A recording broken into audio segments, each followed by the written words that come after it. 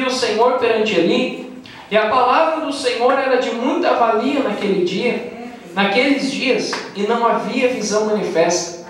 E sucedeu naquele dia que, estando Eli deitado no seu lugar, os seus olhos já começavam a escurecer e não podia ver. Estando também Samuel já deitado, antes que a lâmpada de Deus se apagasse no templo do Senhor, em que estava a arca do Deus, o Senhor chamou a Samuel, e Samuel disse: eis-me aqui.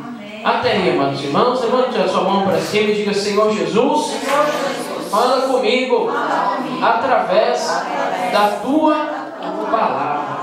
Amém. Pode se assentar e dar uma salva de palmas para Jesus, amados irmãos. Aleluia. Glória a Deus.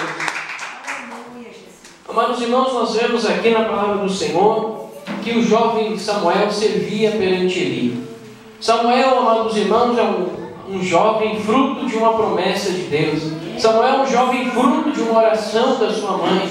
A sua mãe Ana, ela era humilhada porque ela não tinha filhos, né? Enquanto a outra mulher, Penina, tinha muitos filhos, né? Ela não tinha nenhum filho.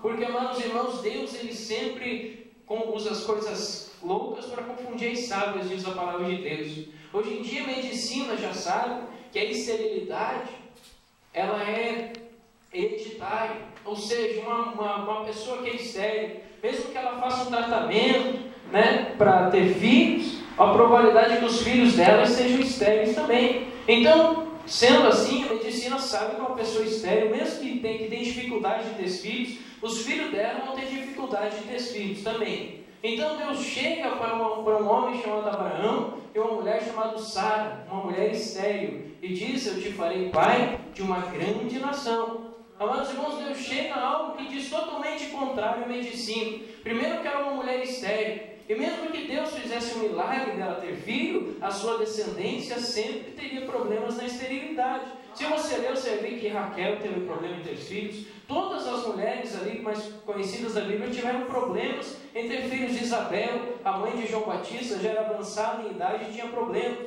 Mas quando Deus escolhe, irmãos, Ele não se importa com o que diz a medicina, com o que diz a ciência. Ele escolhe para confundir mesmo. O nosso Deus chegar para uma mulher estéril e dizer que ela ia ser mãe de uma nação, parece loucura, mas Ele fez. E você pode ver que esse problema de esterilidade se perpetua por toda a Bíblia. E chegou em Ana. Ana não tinha filhos, e Ana subiu ao templo para orar ao Senhor. Ela estava orando, não só mexia os seus lábios, e o sacerdote Eli a teve por embriagado. Sabe por que o sacerdote Eli teve ela por embriagado? Porque os filhos de Eli, Ofni e Finéias, eles aprontavam só no templo. Eles não faziam o que era reto aos olhos do Senhor. Veja aqui, amados irmãos, o versículo Samuel 2, 24. O próprio pai deles falando com eles, diz assim: não, filhos meus, não é boa a vossa fama que eu vos ouço. Pecando o homem contra homem, os juízes julgarão. Pecando, porém, o homem contra o Senhor, quem rogará por ele? Mas não ouviram a voz do seu pai, porque o Senhor os queria matar. Deus queria ir contra eles, porque eles estavam pecando dentro do templo do Senhor. Amados irmãos, o templo naqueles tempos o tabernáculo naquele tempo estava tão bagunçado que uma mulher de joelho dobrado orando era considerada uma mulher embriagada. Pense como estava a situação da igreja naquele tempo. Pense como estava a situação naquele momento. O Eli olha uma mulher ali de joelho dobrado, só mexendo os seus lábios, ele pensa: mais uma pessoa embriagada, porque a situação lá estava totalmente fora da presença de Deus.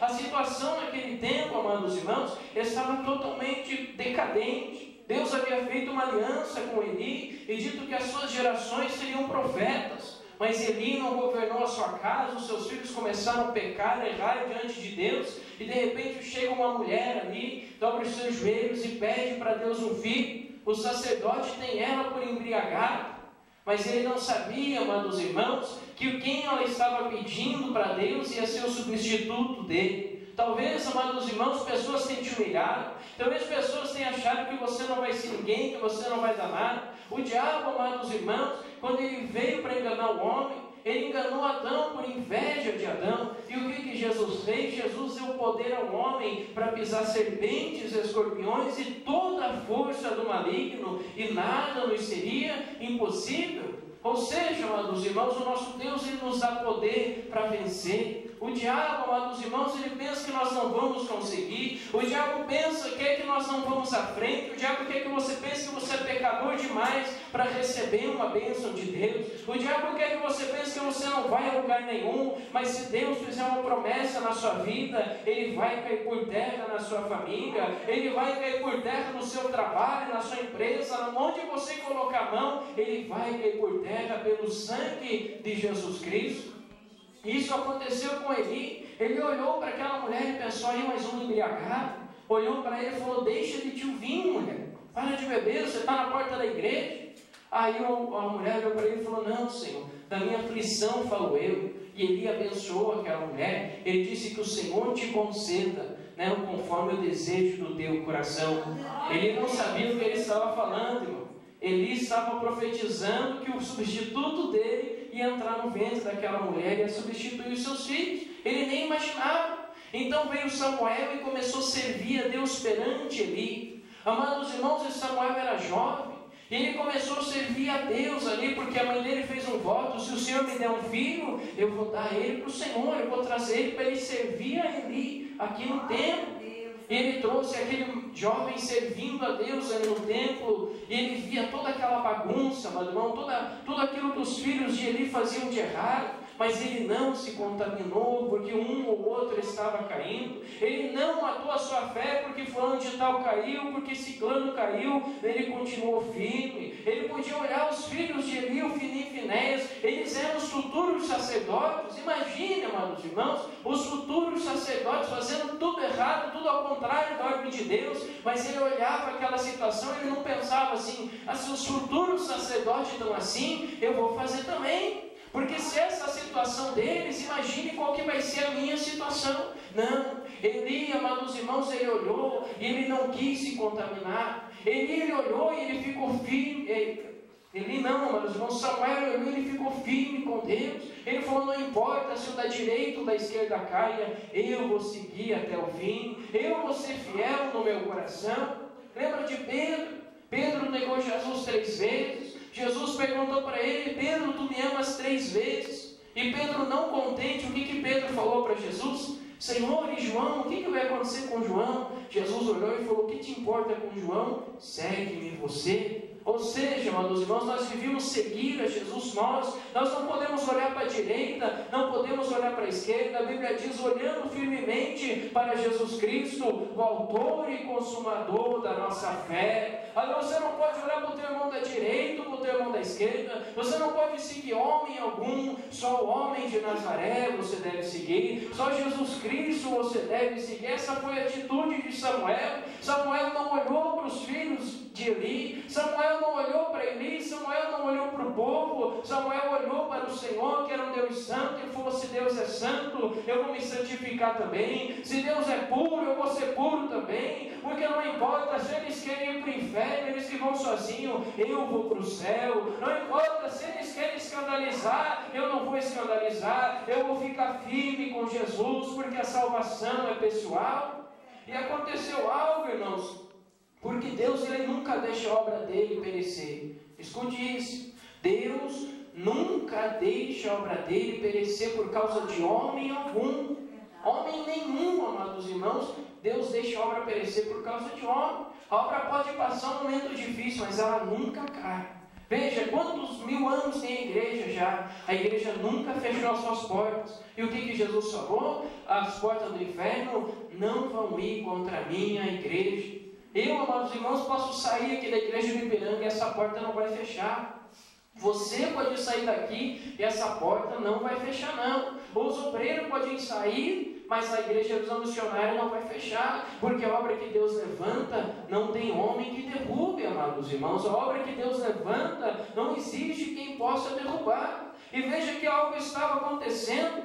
Eli estava deitado no seu lugar. Ele havia ido dormir deitado, estava deitado. Samuel também já estava deitado, era de noite, antes que a lâmpada de Deus se apagasse.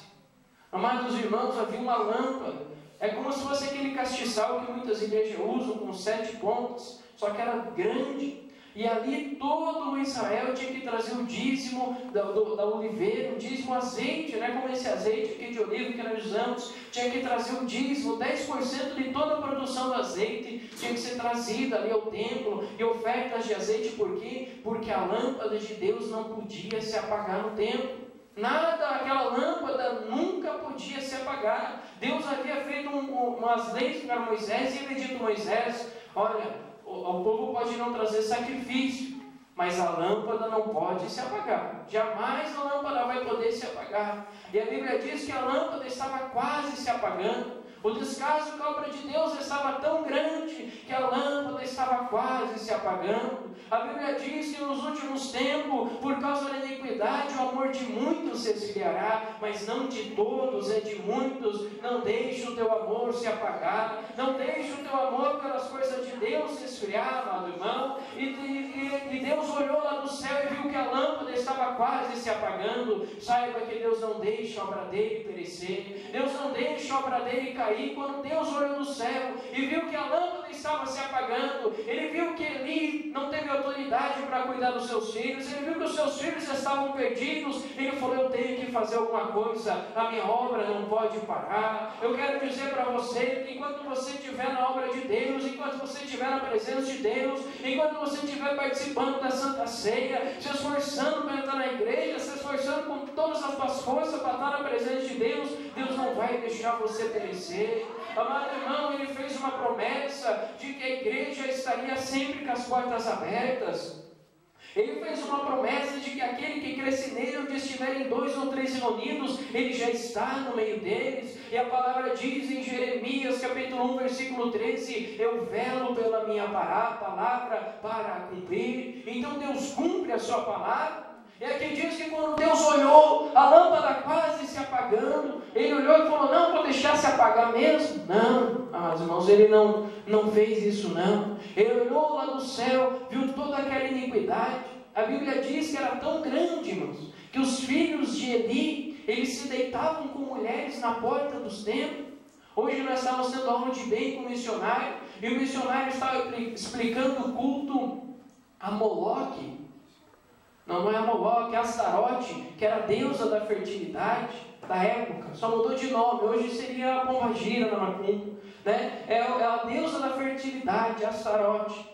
E ali naquele templo de Astarote, os homens entravam e se deitavam com as sacerdotisas e mantinham relações com elas. Era isso que os filhos de Eli estavam fazendo. Eles estavam se deitando com mulheres na porta do templo. Deus olhou e viu aquela imundícia e falou: não, isso aí não está certo. Deus olhou para Eli dormindo, se escurecendo os seus olhos e não fazia nada. Deus olha para a lâmpada do templo se apagando, e de repente Deus olha, lá está um jovem, um menino puro de coração, e Deus fala: é esse que eu vou chamar, é esse que eu vou usar. Amado irmão, a igreja pode muita gente se perder, os pastores, os diáconos, os evangelistas, eles podem se perder, mas a Bíblia diz que os olhos do Senhor procuram os fiéis da terra, os olhos de Deus procuram os fiéis da terra, e quando Deus acha um fiel na terra, Ele levanta, e quando Deus acha um fiel na terra, amado irmão, Ele pode fazer uma grande obra através desse homem, através dessa mulher. E quando Deus olha dentro do templo, em meio a tudo aquilo, tudo parecia estar perdido,